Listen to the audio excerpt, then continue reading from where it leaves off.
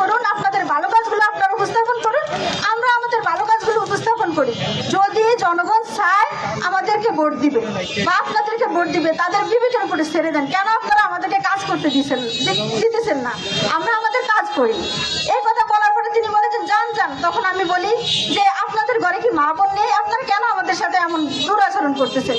এই কথা বলার পরে অনেকগুলি লোক আসে, আমাদেরকে দূর দূর করে তাড়িয়ে কলেজ মাঠের দিকে নিয়ে আসে। তারপরে আমাদের সাথে যে ভাই ছিল উনি একটা ভিডিও স্কিপ নেওয়ার কারণে তার উপরে দুইজন মহিলা হামলা করে, তার গায়ের গেঞ্জি ছিঁড়ে অনেকগুলি ছিঁড়ে ফেলে এবং তাকেও অকথ্য ভাষায় গালিগালাজ করে। তারপরে আমরা বাধ্য হয়ে সেখান থেকে সরে আসি। ধন্যবাদ সকলকে।